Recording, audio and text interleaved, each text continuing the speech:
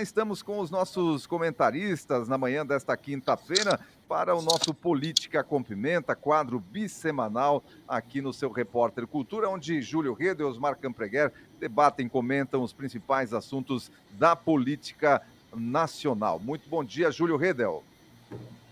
Bom dia, Odair, bom dia, Osmar, Aldori, né, a equipe da rádio e aos nossos ouvintes. Osmar Bento Campreguer, seja bem-vindo, muito bom dia. Bom dia, Odair, bom dia, Júlio, bom dia à equipe da rádio, aos nossos ouvintes. Muito bem, vamos começar o nosso Política com Pimenta de hoje. Nunca falta assunto, né, na política nacional, também estadual, aí para a gente debater. Vamos começar com a política estadual. Afinal, o nosso querido Jorginho Melo, ele fez aí, está fazendo uma reforma administrativa. Segundo ele quer fazer uma reforma administrativa sem custo, né?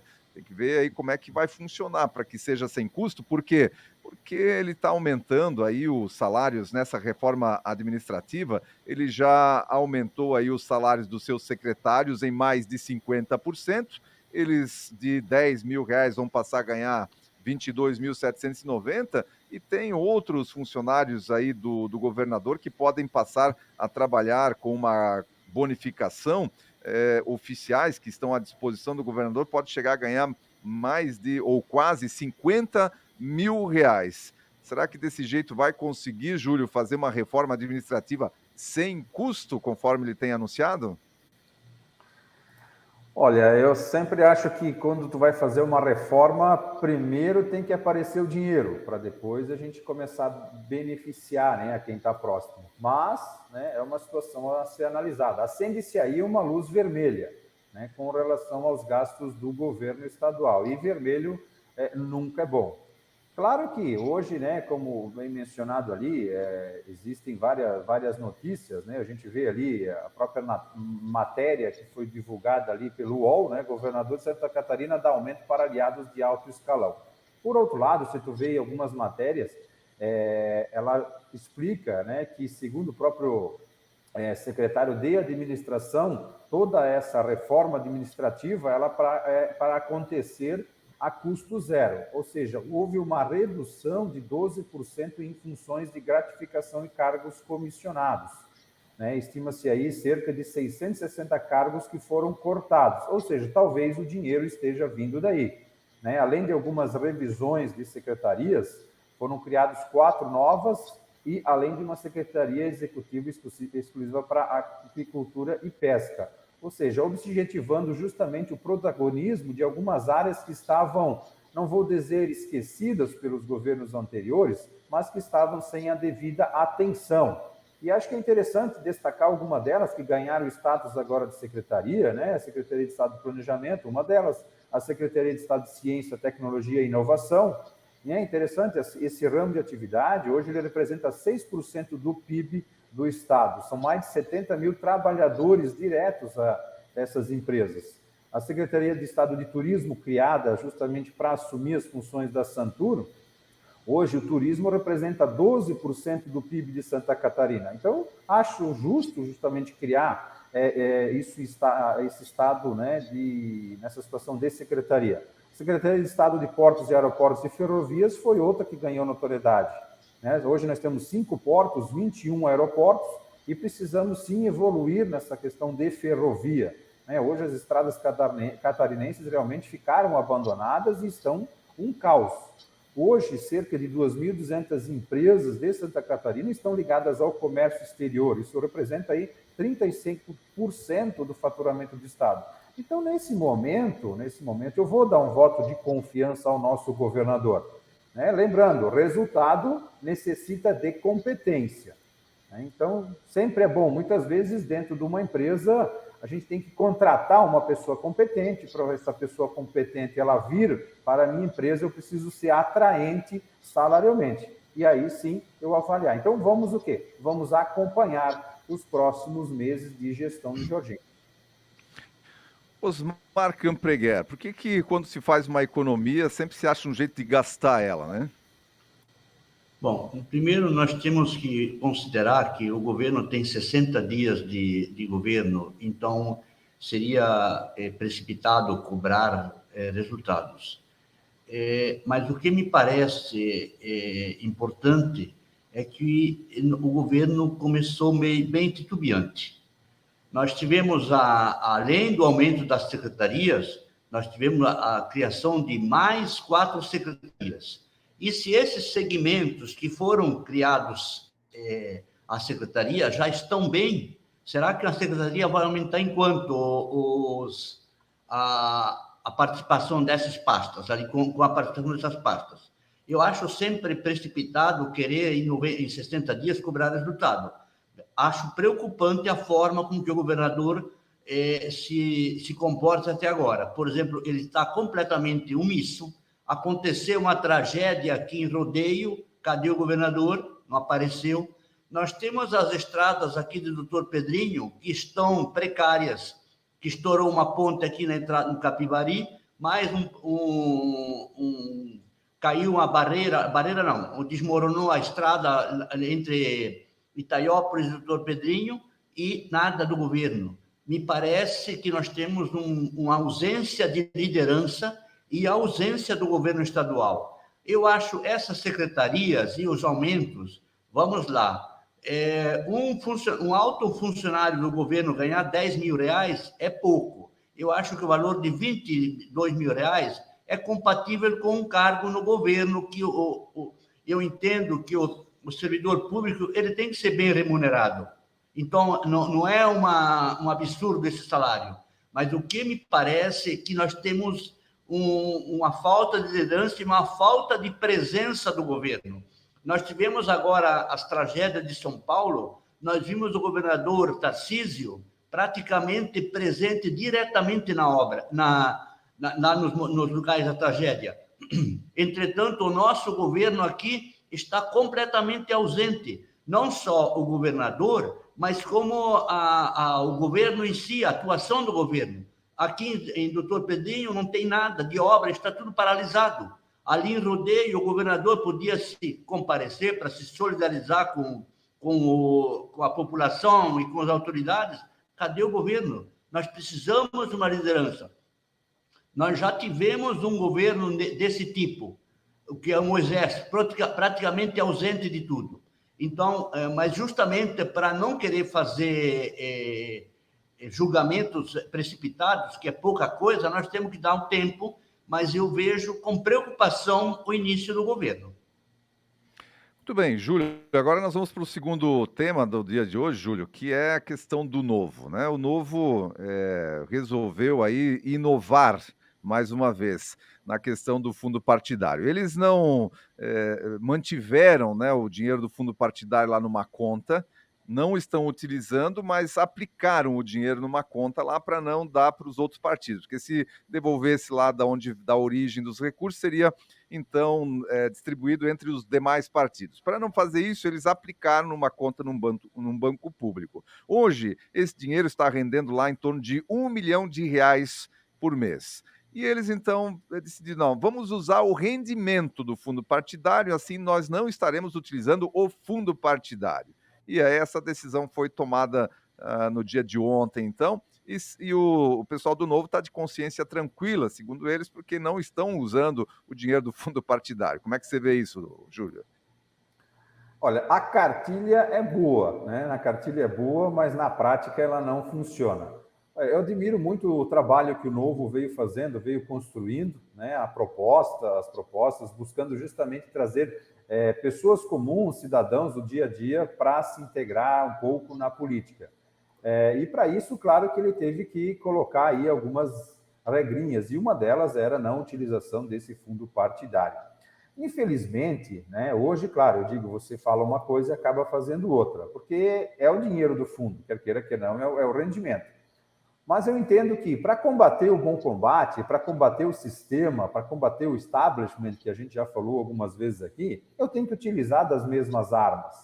Né? Para combater o bom combate, eu tenho que jogar isso de igual para igual. Atualmente, o Novo, ele possui o quê? Um governador, um senador, 2 prefeitos, 3 deputados federais, 5 estaduais, distritais e 27 vereadores. Ou seja, comparando com 2018, a eleição de 2018, reduziu e muito. Ou seja, se você não utilizar o dinheiro, se você não fizer coligações, você não cresce. Quer queira, quer não, você não consegue se agrupar, você não consegue ser chamado para fazer parte das comissões dentro dos governos. Isso acaba não te dando evidência.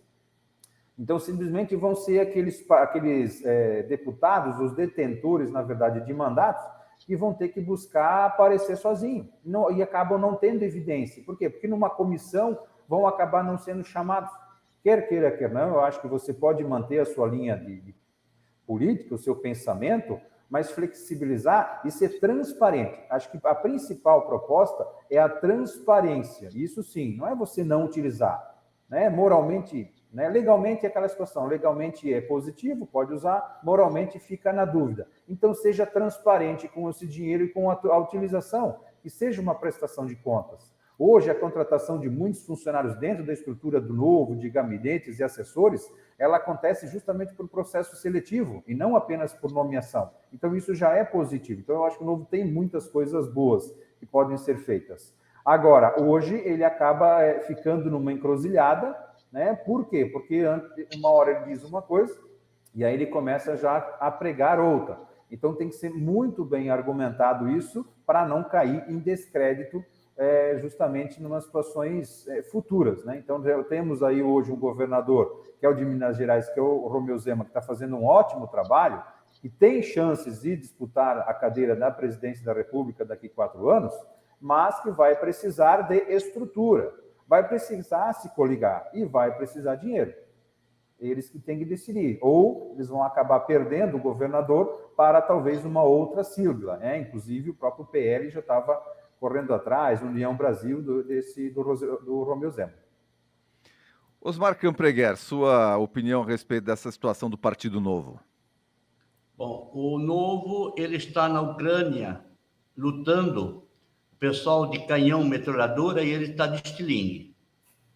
Ele quer fazer uma batalha sem recursos. Então, eu não sei se é por ingenuidade ou para se aproveitar dessa suposta pureza para obter votos. Imposto não é roubo, não. O imposto é necessário para o Brasil. E esse era o slogan do nosso candidato, que, aliás, eu acho um candidato bom e eu gosto do discurso dele. Mas o outro lado do Rio Grande do Sul só grita, e o Novo está nessa posição porque com 3 ou com 7 deputados, ele tem a posição de estilingue. Ele não tem nenhuma consequência, porque não tem como chegar ao poder e nada do que ele sugere na Câmara é aprovado. Então, ele está numa situação confortável de sempre ser ético, não querer dinheiro, não querer nada. Só que a realidade está se impondo, e essa realidade, essa falta de noção ou demagogia de não utilizar o dinheiro, comprometeu a estrutura do partido. Eles tinham 6 ou 7 deputados, passaram para 3. E agora estão vendo que a realidade, o ensino, o exercício do mandato está ensinando a eles que ou eles vão ser eternos 3 deputados, 5 ou 2, ou eles têm que usar as ferramentas que estão à disposição de todos os partidos, que, na minha modesta opinião, é uma bobagem o que eles fizeram até agora. Eles têm que usar os recursos e parar de fazer demagogia e fazer como os outros poderes, como os outros partidos, se eles querem chegar ao poder. Apenas um adendo com relação ao Zema, embora ele seja do Novo, o Zema não depende muito pouco do partido. Então, ele é meio tipo, ele concorre solo, o Zema. Mas eu acho agora, principalmente a sensatez, só que um partido novo já envelheceu, então ele já não é tão novo assim. Muito bem, agora nós vamos para o nosso terceiro e último tema desta manhã aqui no Política com Pimenta. Vamos trazer novamente o Júlio, então, para debater o último tema deste dia. Juscelino Filho. Eu até postei para vocês ali um comentário do Felipe Dávila, que inclusive foi candidato pelo Novo aí. O Juscelino Filho, ministro de Lula, até agora. 5 milhões de emendas para beneficiar suas fazendas. Voo da FAB para ir a leilão de cavalos e dinheiro público na estadia. Escondeu um patrimônio de 2 milhões de reais do TSE. E aí a pergunta do Felipe Dávila. O que falta para a demissão, Lula? Seu comentário, Júlio. Eu acho que não é uma questão de demissão, né? Eu acho que é uma questão de atender aos critérios de competência do governo do PT. Isso é no ministro do PT com esse currículo, isso aí é para começar a se manter mais próximo do governo. Acho que é mais ou menos isso, né? Mas vamos lá, vamos cair na real. É uma vergonha. Né? Agora, esconder um patrimônio, 2 milhões TSE. Por que ainda está lá? Né? Porque ele teve um mandato também. Então, são situações assim, muito vergonhosas. Né? Asfaltou justamente a estrada que liga aí a sua fazenda, lá no Maranhão. Né? No último final de semana, justamente esse aí do leilão, ele teve aí praticamente 2h30 de compromisso oficial e ganhou diárias de R$3 mil por dia, sexta, sábado, domingo e segunda-feira. Então, vamos imaginar se fosse um ministro do Bolsonaro que estivesse fazendo isso. Então, assim, é uma vergonha. Se a gente avaliar, vamos resgatar lá o discurso que o governo, o presidente atual, Lula, comentou lá na época de recém-impossado, né? Que ele não tinha vergonha de dizer que ia montar um governo com gente política, mas de competência. E que se alguém fizesse alguma coisa errada, iria ser convidado de maneira educada a deixar o governo. E aí é o que o Felipe Dávila está questionando, né? Cadê a demissão de Lula? Será que Lula vai chamar ele hoje? Hoje lá tem umas declarações aí sobre o novo projeto social do governo. Será que o Lula vai aproveitar essa para colocar na parede o seu ministro? Estamos também esperando as explicações da Daniela do Vaguinho, a ministra do Turismo, que teve aí várias situações envolvendo aí milicianos, né? A ministra do Turismo, que não apareceu durante todo o carnaval, não sei onde é que ela estava, né? Diferente de outros ministros do governo Lula, que inclusive estavam desfilando. Então, a mídia esquece, né? A mídia tradicional, ela esquece de cobrar isso do governo atual. Então, estaremos esperando. Cadê a Daniela do Vaguinho? Cadê justamente o Juscelino, né? Esse ministro das comunicações aí, darem explicações. Osmar, tem algum palpite aí qual vai ser o primeiro-ministro do Lula que vai cair? Será que vai ser o Juscelino mesmo? Deveria ter sido aquela do Vaguinho primeiro e deveria ser esse o segundo. Eu só quero lembrar que esse imaculado ali é da União Brasil, do partido. E ele está dentro daqueles arranjos partidários que foram feitos, mas eu acho isso eu acho que deveria ter gente mais qualificada, não, mais idônea, vamos dizer assim, para nomear. Eu acho isso uma coisa muito errada, manter um ministro desse, porque ele vai comprometendo a credibilidade do governo, vai abrindo fissuras na estrutura do governo. E eu acho que isso é muito ruim. Na minha opinião, ele deveria ser dispensado. Inclusive, me parece que tem eu não lembro o nome, tem um conselho de ética da presidente da República que questiona esses ministros, inclusive ministros do governo anterior também eram questionados. Tem um conselho de ética que trata desse assunto, e me parece que esse Juscelino vai ser submetido, mas ele não deveria chegar ali, ele deveria ser dispensado, porque em 60 dias ele conseguiu na realidade, as estradas, essas verbas já tinham sido definidas anteriormente. Agora, essa do cavalo é recente. Então, ele é um ministro que não tem, além de ter problemas com situações inadequadas, ele não é discreto, ele não se esconde, ele faz as coisas da forma que ele acha que deve fazer. Então, esses passeios para ver a exposição de cavalo com o avião da FAB já devia ser suficiente para retirar ele do governo. Muito bem, esses os nossos temas do dia de hoje, então. Nós vamos ficando por aqui com o nosso Política com Pimenta. Na terça-feira que vem, Júlio Reda e Osmar Campreguer voltam para discutir, debater, comentar os principais fatos e acontecimentos da política nacional. Osmar, um abraço para você, até na terça-feira. Abraço, Odair, abraço, Júlio, aos nossos ouvintes, a equipe técnica, e bom final de semana a todos. Júlio Reda, um abraço para você também, até na terça-feira. Um abraço a Daíra, Osmar, Aldori, equipe da rádio, aos nossos ouvintes, né? Um bom finalzinho de semana, até a próxima terça-feira, então. Até lá.